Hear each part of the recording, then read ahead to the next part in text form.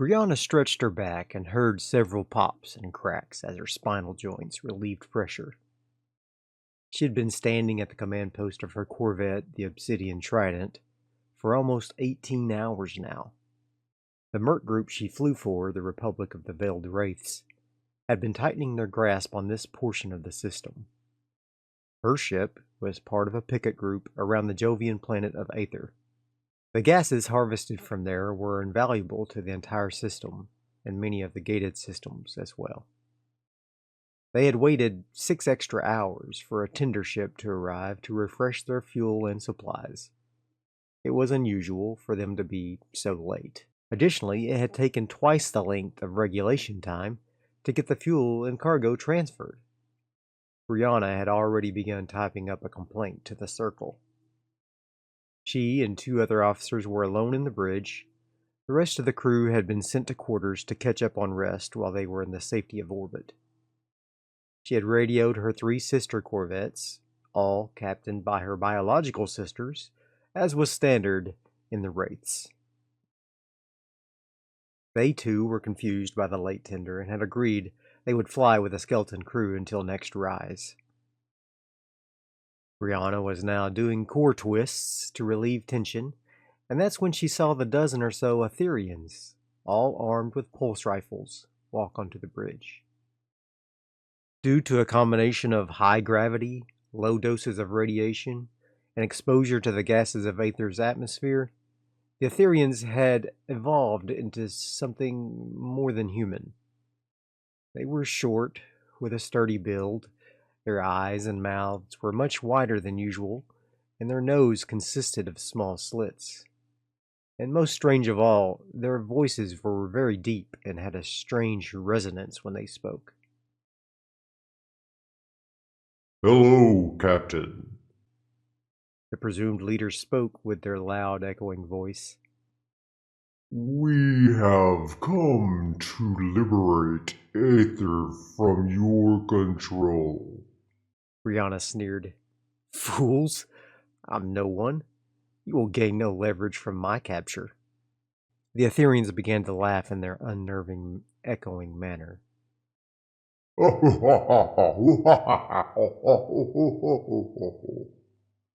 "We care not for you." Ah, my ship is your goal. She's a fine vessel, but only a corvette. My sisters will not hesitate to destroy us and the ship when they discover this ploy. Without saying another word, they simultaneously lifted their rifles and gunned down Brianna and her officers. Elsewhere in the ship, the same was happening with the rest of the crew.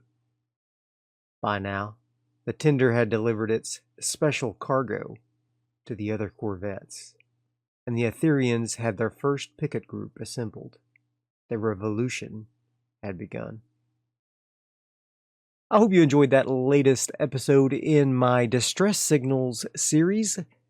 The prompts for this episode were Withdraw and Authority, and also Intruder or Stowaway Creates Trouble.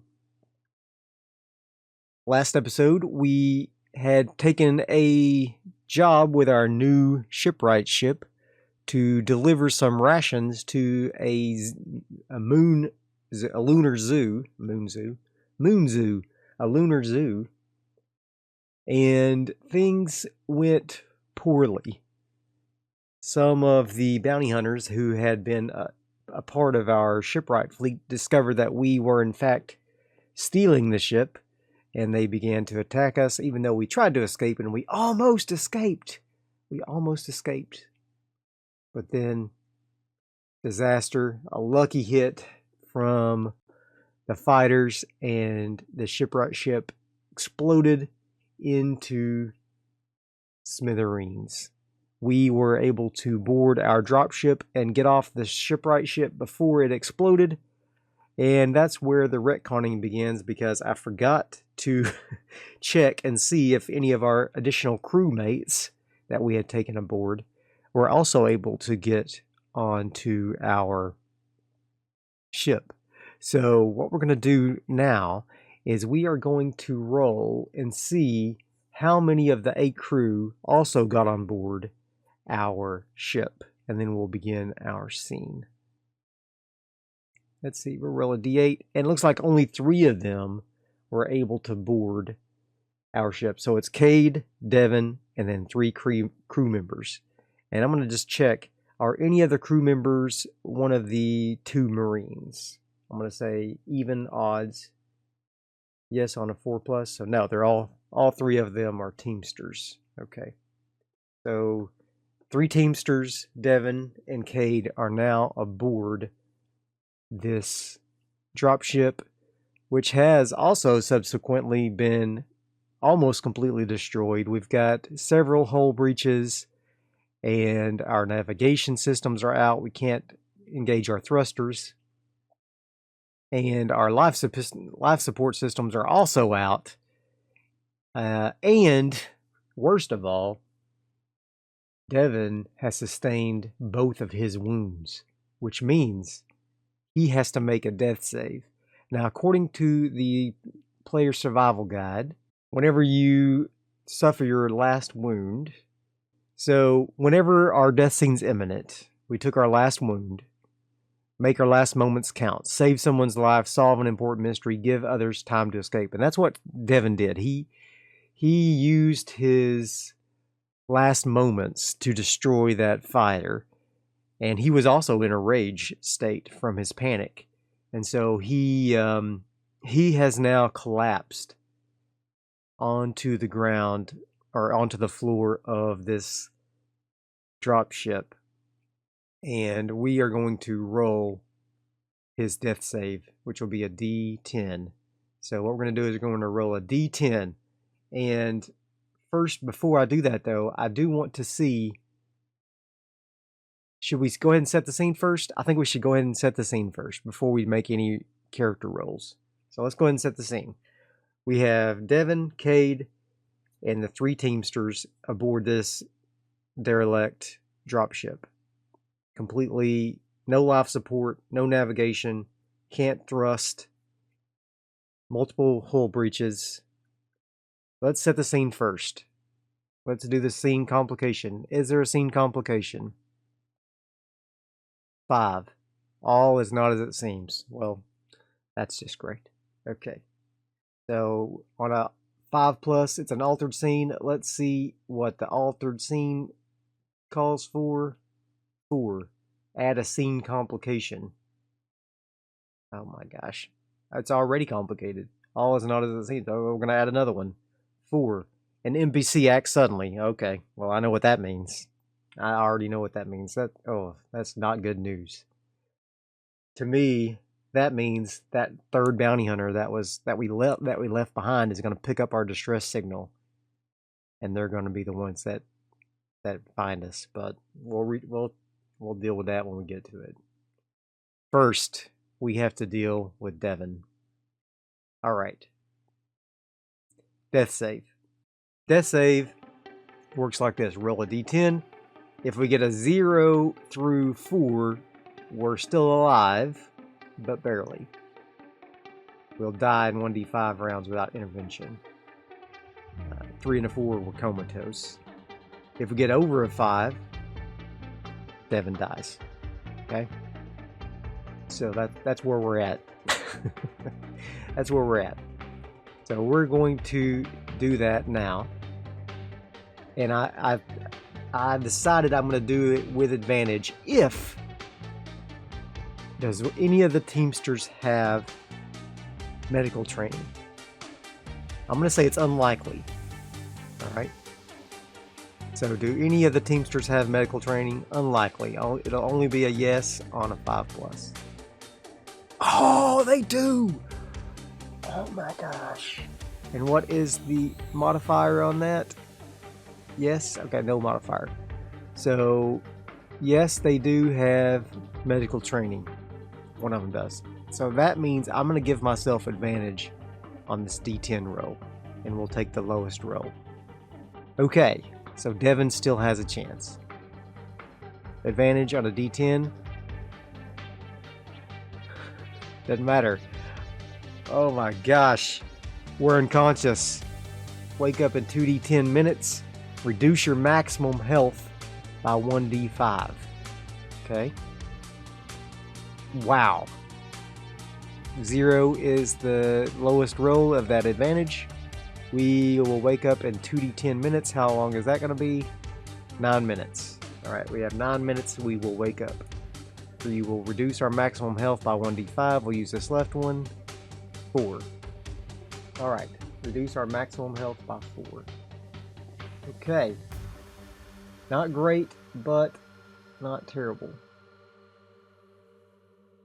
Now Devin's maximum health is 16 instead of 20.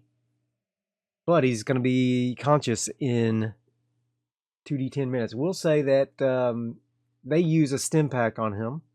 The Teamster with medical training uses a stim pack on him.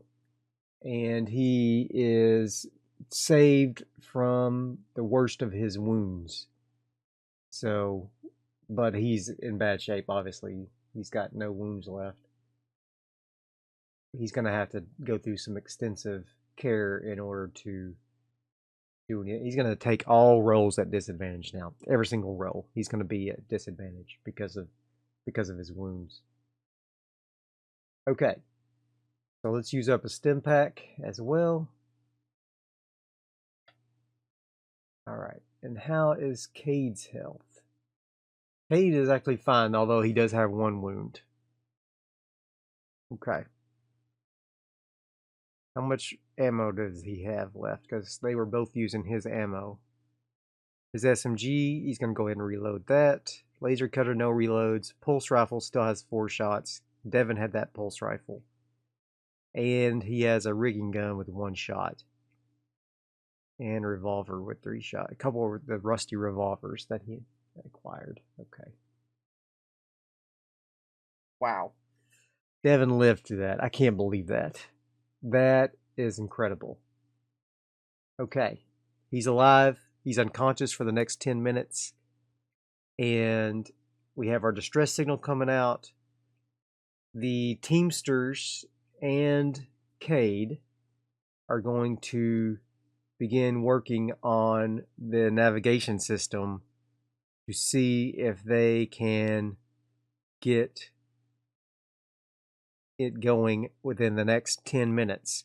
So the way we're going to do this is we're going to make a skill check for Cade with advantage because he's got the Teamsters working with him. And we may have to roll them up as characters here in a moment. If we roll up all 3 of them, we'll have a 4-character party. Okay, so we're going to go ahead and roll with industrial equipment. And we're going to do it with speed, with industrial equipment, with advantage from the Teamsters that are helping. If we get a success, then we will get the engines repaired to the point that we can begin maneuvering and try to lose this this bounty hunter. How long do we have until the bounty hunter gets here? We'll do a 1d10. Well, let's roll this first. All right, so that was a success. Okay. So we were able to get the navigation repaired so that we can fire up our engines. All right, our thrusters are now functional. Perfect. How long until the guy gets here? Let's see. We'll just roll that Oracle how for the how long, and then we'll do it by minutes. So we'll roll a 1d6, a 2, less than expected. Okay, that's less than ideal then. So I'm going to say he's going to be here within the time that it would take for us to get that repair done. All right. So we're going to go ahead and do another chase, I guess, or our life support is in terrible shape. Terrible shape. We're going to go ahead and do another save to see if we can repair our life support with advantage, once again, with our Teamsters working with us. If we can get our life support stabilized so that we'll be able to live. in the time that it takes us to try to escape. No. Even with advantage, we cannot get our life support repaired. And what was the roll for the minutes on the life support? So, life support here. Mega damage. Life support systems offline. Oxygen is limited to 1d10 multiplied by the maximum crew capacity. Okay, 1d10 what? 1d10 minutes? Hours? Probably minutes. Everything else is in minutes. So it's probably a typo. 1d10 minutes. Maximum crew capacity is 12 of this ship. So 1d10 minutes times 12. So 24 minutes. We got 24 minutes of oxygen.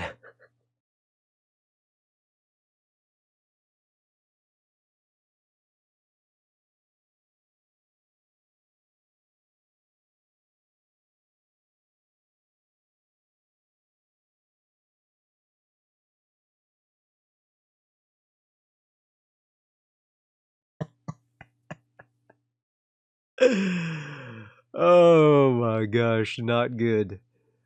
I'm gonna be on the assumption everybody has vac suits, so we all probably have. How many hours of oxygen do we have? Only 2 hours of oxygen. Okay, so not good. We're in bad shape. Bounty hunter is on his way. We know that. We've got just a few minutes of oxygen. Devin is unconscious, severely wounded. What can we do? Our ship is repaired. So technically we could flee, but we're going to die. We'll run out of air. How are we going to get back? How are we going to do this? How are we going to survive? I'm afraid that there's not much we can do. Let's deal with this bounty hunter first. The bounty hunter approaches us. He sees that our engines are back online. He radios out. Surrender now. And perhaps we can find a way to get you back to the station alive, and I can get the full bounty. Otherwise, if you try to flee, I will destroy you and your ship, and I will search the wreckage for your bodies, and I will claim the lower bounty, but you will not escape. Do not try to escape. And I feel like Cade is looking around at this ship already full of holes and the oxygen meter depleting rapidly.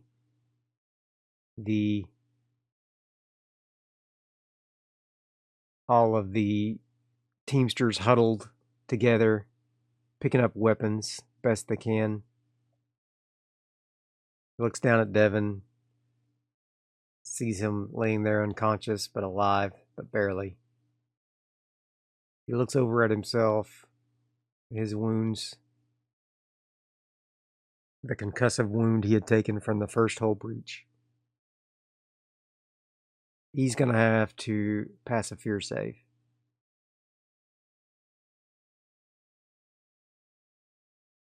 Gets no additional. Oh, a terrible failure. He's gonna panic.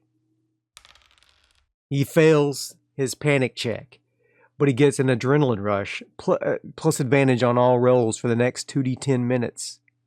Reduce stress by 1d5. Holy cow. Okay. Reduce stress by 1d5. Okay, let's see what that is. A 4. Heck. All right.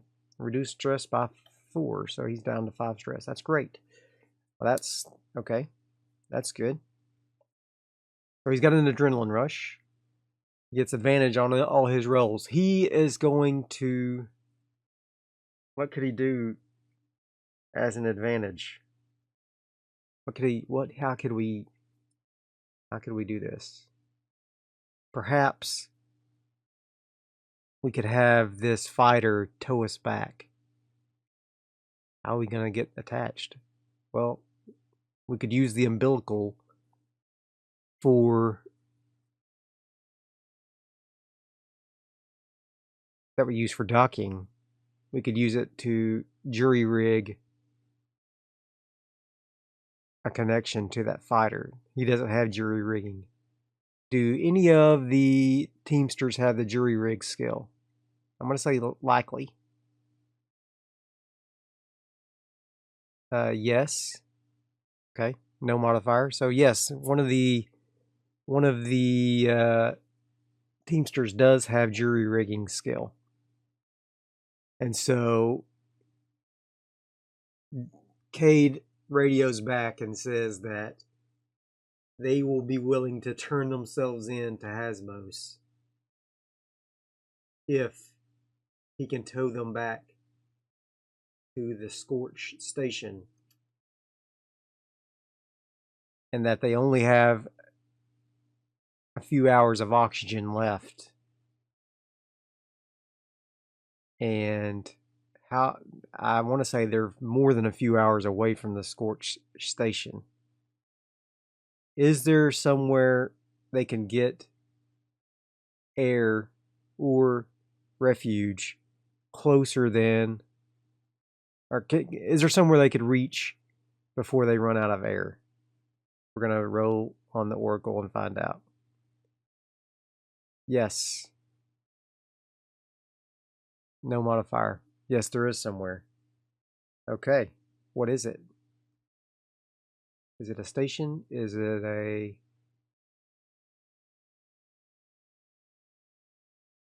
Let's find out. Let's draw a card. We're going to draw a card and find out. Shuffle it. What is it? What kind of thing is it? 6 of diamonds. It's a mundane. And diamonds is technical. Mundane technical. That tells me it's some sort of little way station. Probably. It's just a little refueling depot. It's probably got minimal crew, minimal amenities, just a place for a ship to hook up to, refuel, maybe, have some communications with the rest of the system, perhaps. So, okay, we're gonna. That's good. That's good. So now Cade, with advantage, and with the help of this other Teamster, well, we'll give them a name here in just a moment. They are going to work together in their vac suits. They're going to take the umbilical of this dropship, the Mad Refuse, and they're going to try to jury rig a connection to this fighter, and he'll tow us to this way station so that we can get some,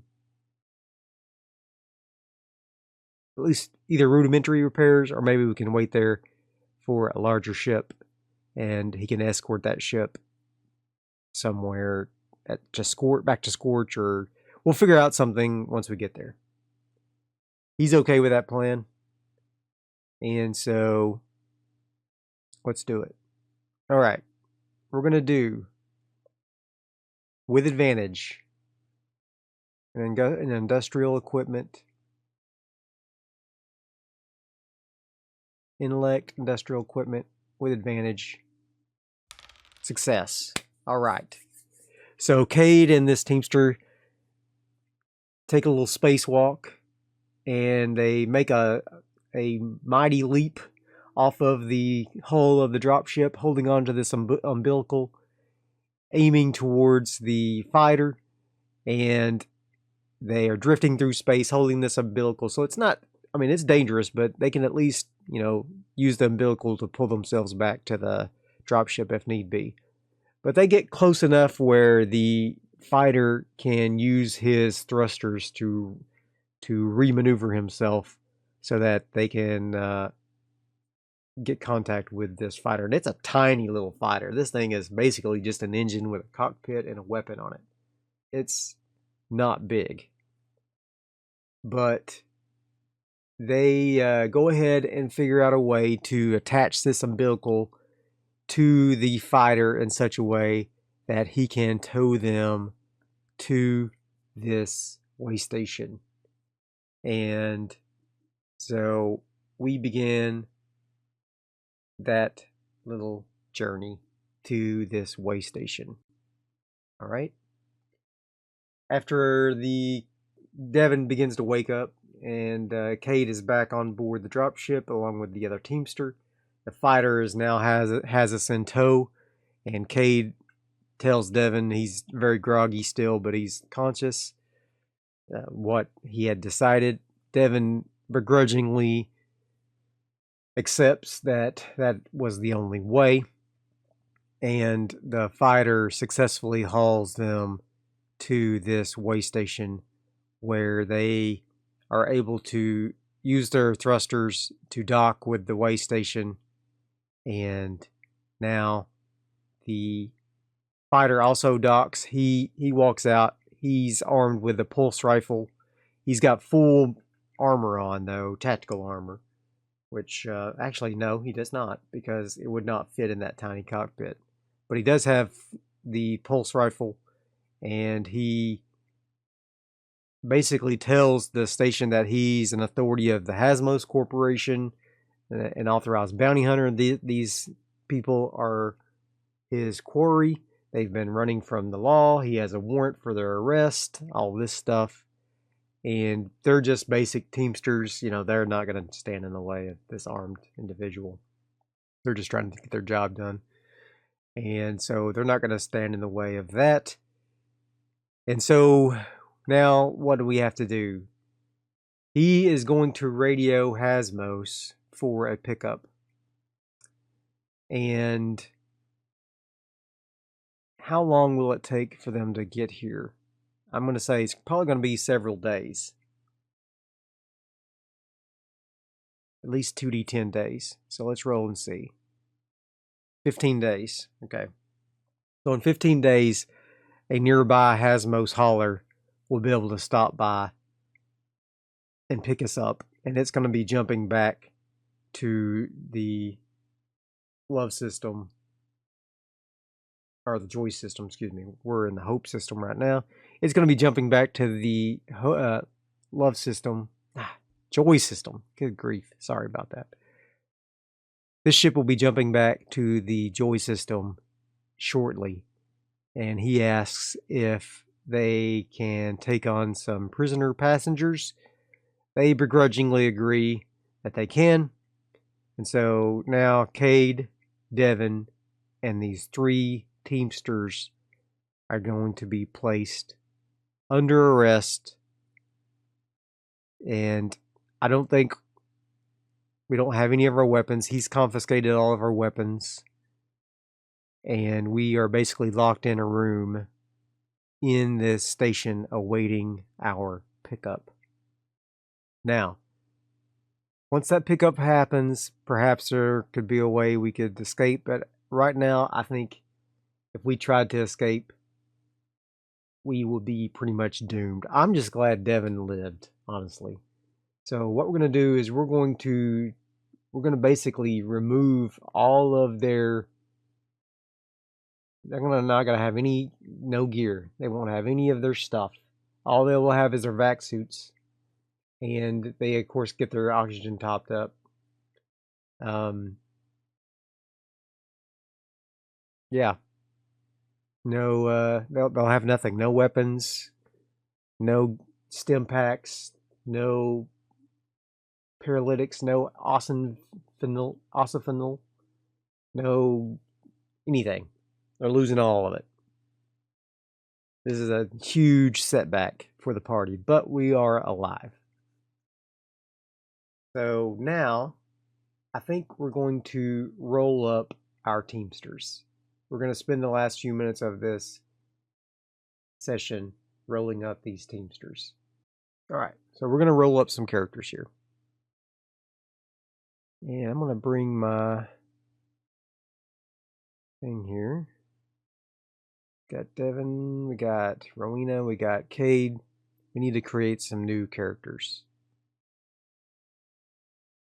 And we may end up playing with these, but we're going to create them as contractors first for ease of use here. All right, so we're going to do the Teamsters. So they got 25 combat, 25 instinct, 1 wound. Alright, so we got Mabel Youngman. She, her. She's a teamster. She's got 1 wound maximum. These are her saves, not great. She escaped from a corporate research facility. She has a rigging gun, not anymore. We're going to remove that. No weapons. She does have a vac suit. She doesn't have a salvage drone anymore. Going to remove that. Going to remove her shovel. Okay. They can't have skills. So we will make her the one with the skills. Okay, that's fine. Roll all that. That's good. She's a teamster. Okay. Good. Good. There. Okay, she's got industrial equipment in 0G. She's also going to take jury rigging.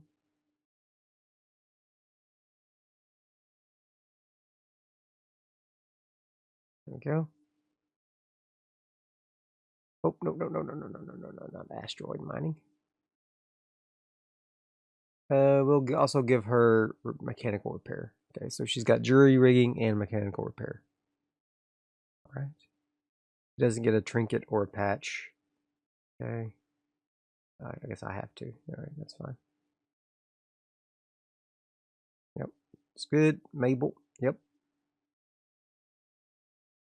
All right. She actually is going. Well, she got a 2,000 high score. She is going to have the